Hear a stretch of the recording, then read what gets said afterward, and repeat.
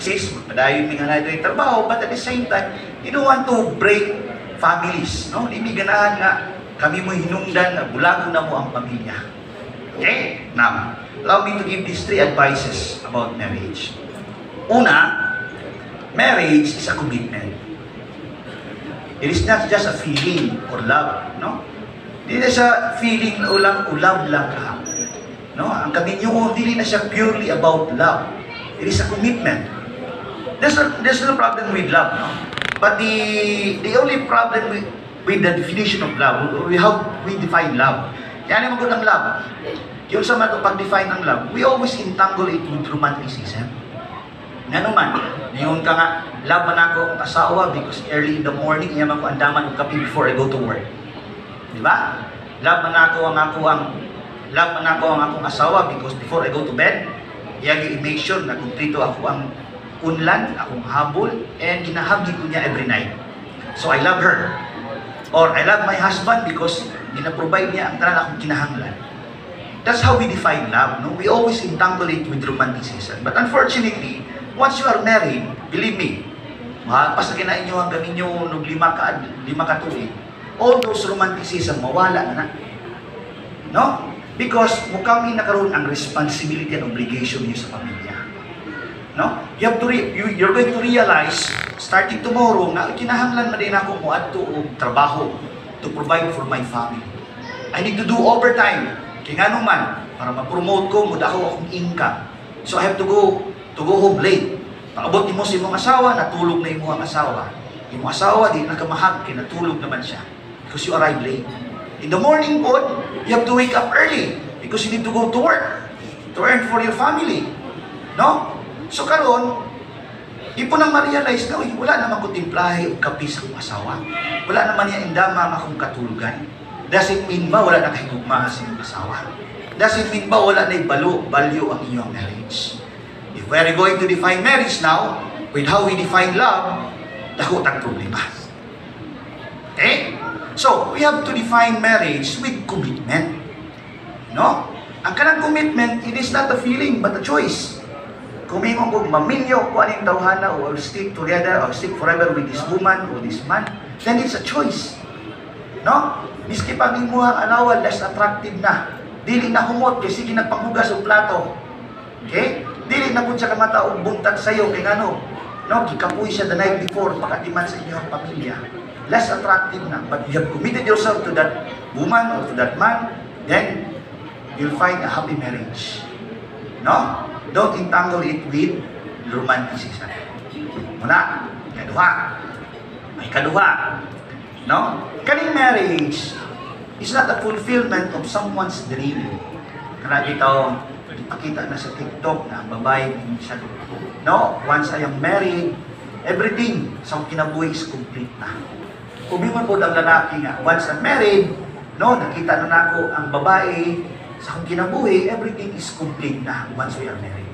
Unfortunately, ang married life does not end with the marriage ceremony. You have to think about it, ha? Hard. Kung siya pasabot na ako, anak, ang kaminyoon, dili na siya mahuman after we solemnize your marriage today. What we are going to do today, this afternoon, is only the marriage ceremony.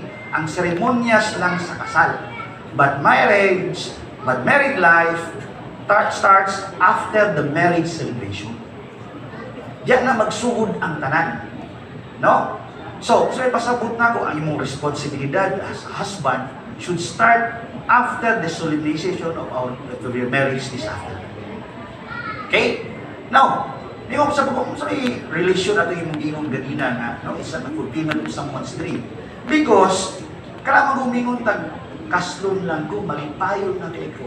That's a selfish way of looking at it sa kasal. Selfish kay kaya naman, yun na lang man yung ang kalipayan. Without looking at, kung sa may malipayon baka po na akong partner, akong husband, with his marriage. Okay? If you're both selfish, kaya gusto niyo fulfill of your each other's dream, no? The marriage, believe me, years later, good debacle. Okay?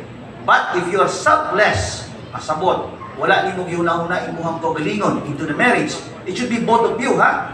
Dili na sa unrequited love na isaray muhatag.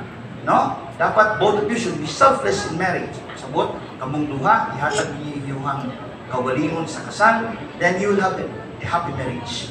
Kaya ninyo ang yuna-una, piramide, ang inyong hamang kaugalingon. Now, as part of this second advice, no? You have to realize also, sa akong gingon ganina, na ang kasal, dili na siya mahuman after the celebration day. Pasabot, tomorrow, makaon na mo. Tomorrow, magita na mo o, makaon na mo, kung nana mo'y mag-anak, kung nana mo mag-anak, kung nana mo'y balay, mas much better, kung mo'y balay, magita na mo balay.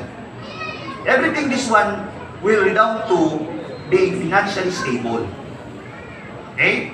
Now, 70% siguro sa mga annulment of marriages filed sa korte, ang reason behind it is ang parties are not ready financially. Okay? They went into the marriage, they is financially stable, no?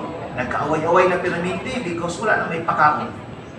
Kaya ka na, bitaw inunilag ang saging labi, di kita tinood. No? Mapas mo bitana. And that will cause trouble sa kabinyuan. If you're not financially stable, piki yun. No? Why? Because if you're financially stable, no?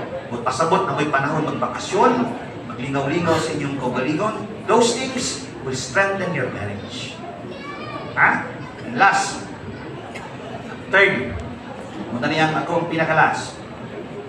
Ang marriage, no? There is no one better. Una-una, magulat ka ng tintilod nga. Ninyo na kuhaning bakit bayhana, but mas papa man siguro to si Juan. That's why sometimes we are addicted to, tanaw ka sa porn, tanaw ka sa Facebook, makita-kita ng bikini, no? Kung iba ka mga lalaki na mayong abs. Kaya we always look for someone who's better. Muna isukwahi, no? O diling tayo. Because you have to remember, both of you, that there is no one better.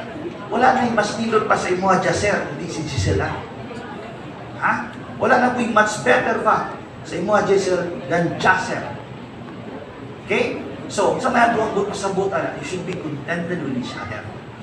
Ay na mo, pag una-una na, hindi mo eksperimento, mas nindot, mas ito ang silingan pang uyaban, kaya mas gwapa, mas siguro siya, mas malipayo yung pabiyato sa siguro na ako dito. Kasigrado, wala na yung kasigraduan. You're taking chances. Kung pasabot, minungkat, kung sa ka, kung siya akong nagminyuan, so ako siya panguyabon. Gubo na ko ang kasal ni Jaser, ni Jaser, gubo na ko na akong kasal sa kong asawa. Kaya nga naman, akong tistingan dito ang katuwa mo silingan, na childhood friend ako to. Wala na mo nagkahimaman, after pila katuwig, nagkita lang mong balik. Then, nakita ka na ibog, magkusulwato niya.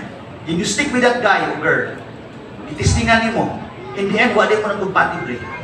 Sibot, pasabot, gidaot nimo ang imong relasyon na someone na nailhan na nimo kung someone nga imong nakita nga mas better, which is wrong. Ha? Okay. Mura na. You have contented with each other. Try to remember that there is no one better. Okay? Okay. Thank you.